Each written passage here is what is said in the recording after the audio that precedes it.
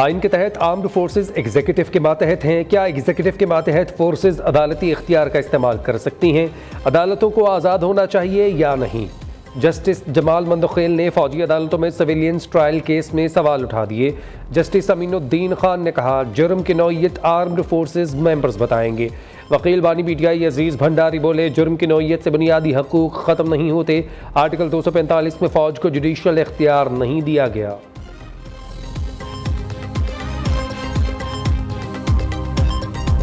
Inshallah, with respect to the reform in the tax authority, because it's very important that we restore the trust and credibility in the tax authority, ताकि ये कोई ना कहे कि जी आप हमारे से इतने पैसे ले लें, इतने पैसे और ज़्यादा ले लें, लेकिन हमें इनके हवाले ना करें। In a country of 240 million people and the size and scale of our economy, we simply cannot afford this, that people don't want to deal with the tax authority of the country. So there's work cut out on the other side, but there's work cut out at our end, and that's why we are going through that transformation. मुसलसल तनख्वाहदार तबके से tax लेना मसाइल का हल नहीं। मुल्क बेजामरात का मुतहम्मिल नहीं हो सकता। राइट साइजिंग का मुकम्मल प्लान तैयार कर लिया। वफाकी वज़ीर ख़जाना का AI की मदद से टैक्स बढ़ाने का ऐलान। इस्लामाबाद में रिटेलर्स कॉन्फ्रेंस से खिताब करते हुए मोहम्मद औरंगज़ेब ने कहा, इदारों के तमाम मामलात को देख कर ही राइट साइजिंग की जाएगी। कौमी एयरलाइन के निजकारी को रीलॉन्च कर रहे हैं। मैन्युफैक्चरिंग सर्विसेज और तनख्वाहदार तबके पर टैक्सेस का तनासुब पायदार नहीं। मईशत में रिटेल सेक्टर का हिस्सा 19% है। टैक्सेस में रिटेल सेक्टर का हिस्सा 1% है।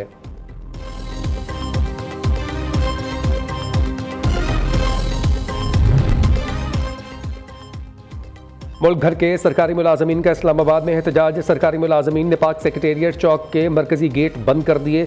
वफाकी सेक्रेटेरिएट के बाहर गाड़ियों की तवील कतारें। बड़ी तादाद में मुलाजमीन पाक सेक्रेटेरिएट बाहर जमा हुए। पुलिस की भारी नफरी भी मौका पर मौजूद। मुलाजमीन के मुतालबात हक में नारे। पेंशन, लीव इनकैशमेंट और टैक्स रूल्स में तब्दीलियाँ वापस लेने का मुतालबा। हुकूमती कमेटी और सरकारी मुलाजमीन के दरमियान मुज़ाकरात के मुतअद्दिद दौर नाकाम हुए।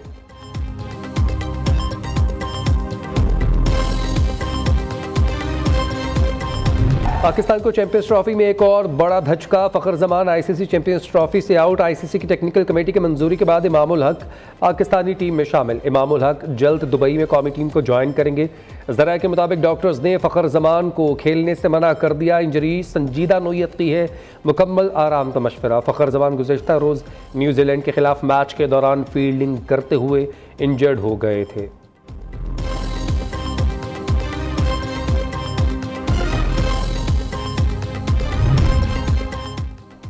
चैंपियंस ट्रॉफी के फाइनल से पहले फाइनल। दुनिया क्रिकेट का सबसे बड़ा टाकरा पाक भारत मुकाबला 23 फरवरी को दुबई में होगा। कौमी टीम मुत्तहिदा अरब अमारात पहुंच गई। खिलाड़ी कल प्रैक्टिस सेशन में हिस्सा लेंगे।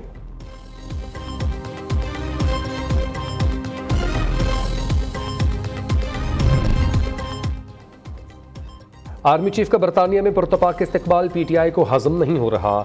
मुट्ठी भर शरपसंद अनासर के खिलाफ कानून हरकत में आएगा। मुल्क की सालमियत और वक़ार को नुकसान पहुँचाने वालों के खिलाफ कार्रवाई होगी। अता तारड़ ने वाज़ेह कर दिया, जाली और गलत खबरें अहम चैलेंज है। फेक न्यूज़ से निमटने के लिए आलमी सतह पर जामिया लह अमल मुरतब करना ज़रूरी है। मुतहरिक मीडिया में तमाम जहतों को मद्देनज़र रखा जाएगा। वज़ीर इत्तलात का सऊदी मीडिया फोरम के ज़ेर तमाम मुबाहिसे में इजहार ख्याल। कहा, सऊदी वली अहद शहजादा मोहम्मद बिन सुलेमान की ज़र क़यादत विजन 2030 के तहत तरक्की काबिल सताइश है।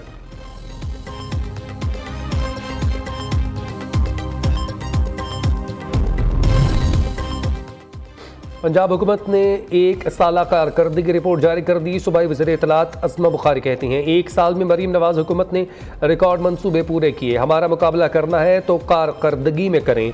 बाकी सूबे चाहेंगे तो उन्हें भी ये किताब भिजवा देंगे। नाक़दीन हक़ाइक़ से बहुत दूर हैं। अवाम को दूसरे सूबों पर हमला नहीं करना चाहिए। मरीम नवाज के सुथरा पंजाब प्रोग्राम ने अवाम के दिलों में जगह बना ली है। बाकी सूबों में भी ऐसे तरक्याती मंसूबे होने चाहिए। पंजाब हुकूमत ने पहली ही साल में डिलीवर करके दिखाया।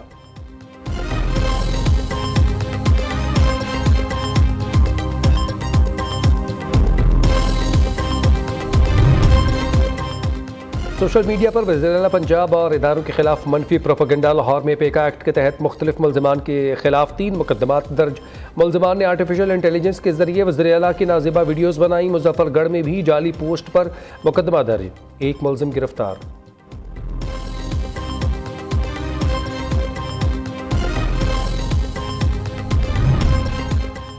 इस्लामाबाद हाई कोर्ट से पीटीआई वर्कर्स के लिए बड़ा रिलीफ। 26 नवंबर एहतजाज में गिरफ्तार 127 कारकुनान की जमानत मंजूर।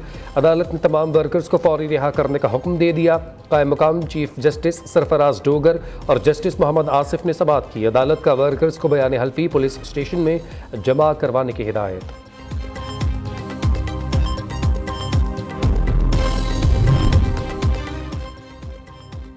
बानी की रिहाई के लिए पीटीआई की बनाई कमेटी भी धड़ेबंदी का शिकार। 11 रुकनी कमेटी का इजलास गुज़िश्ता रोज 4 बजे बुलाया गया। अली मोहम्मद खान, साहिबजादा हामिद रजा, रऊफ हसन और दीगर इंतजार करते रह गए। अपोजिशन लीडर उमर अयूब, सुलेमान मकरम राजा समेत दीगर रहनुमा ना आए। सुलेमान मकरम राजा समेत 4 दीगर अरकान ने अलग से मुशावरत कर ली।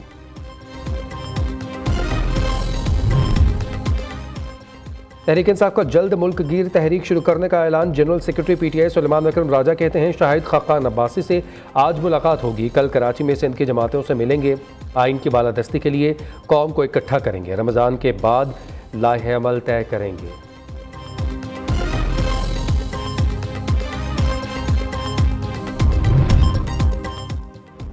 वफाकी हुकूमत की मुल्क भर में एक साथ रमज़ान मुबारक के आगाज़ की कोशिशें।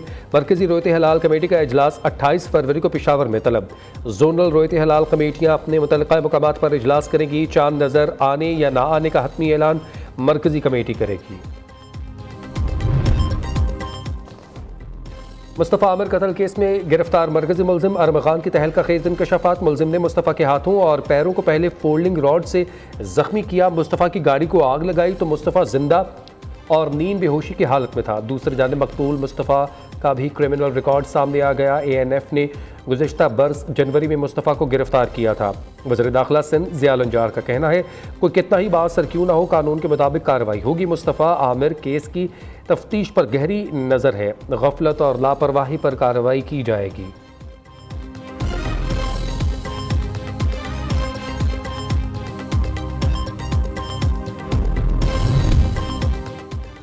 खैबर पख्तूनख्वा में लोअर कुरम के इलाके बगन, मंदोरोई और ओचत में दीगर मुल्हक़ा इलाकों में पुलिस और सिक्योरिटी फोर्सेस का ऑपरेशन। पुलिस के मुताबिक ऑपरेशन के दौरान 18 दहशतगर्दों और 2 सहूलतकारों को गिरफ्तार किया गया।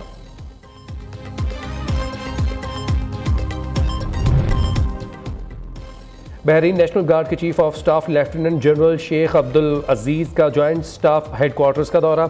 ISPR के मुताबिक chairman joint chief of staff committee general Sahir Shamshad Mirza से मुलाकात हुई। बदलते इलाकाई माहौल और सिक्योरिटी अमूर पर तबादला ख्याल किया गया।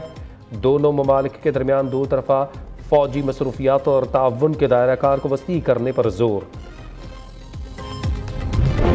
अलीपुर में जराइम पेशा गिरोह का कुंदाई पुलिस पर हमला। पुलिस एहलकारों पर तशद्दुद। हमलावरों ने पुलिस हिरासत से मुल्ज़िम को छुड़ा लिया।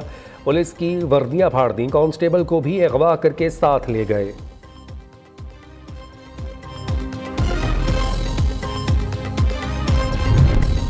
कराची में सोनिया हथनी के बाद दीगर 2 हथनियों की जिंदगी भी खतरात से 2-4। लेबॉरेटरी टेस्ट रिपोर्ट्स में मधुबाला और मलका हथनी के TB के मुल्हिक मर्ज में मुब्तला होने के इंकशाफात। सोनिया हथनी भी TB में मुब्तला होके मरी थी।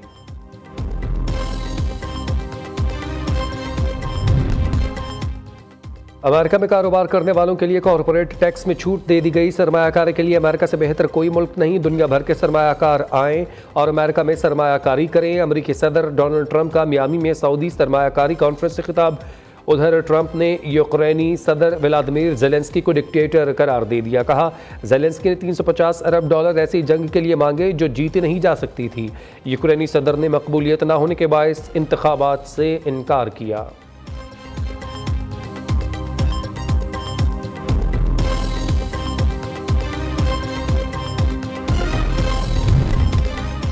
और तवील खुश्क साली का खात्मा। अब्र रहमत बरस पड़ा। लाहौर समेत पंजाब में बारिश। कई मुकामात पर जालाबारी। जाती सर्दी लौट आई। कोहे सलमान, मलका कोहसार, नथिया गली, अयूबिया में बारिश के साथ बर्फबारी। अपरदीर में भी आसमान से रुई के गाले बरस पड़े। अब तक 3 इंच बर्फ पड़ चुकी है। दरख्तों और पहाड़ों ने सफ़ेद चादर ओढ़ ली। खूबसूरत मंजर और भी हसीन हो गए। हसीन मौसम से लुत्फानंदोज होने सयाह मालम जबा पहुँच गए। स्कीइंग, जिप लाइन और बर्फबारी में खूब मस्तियाँ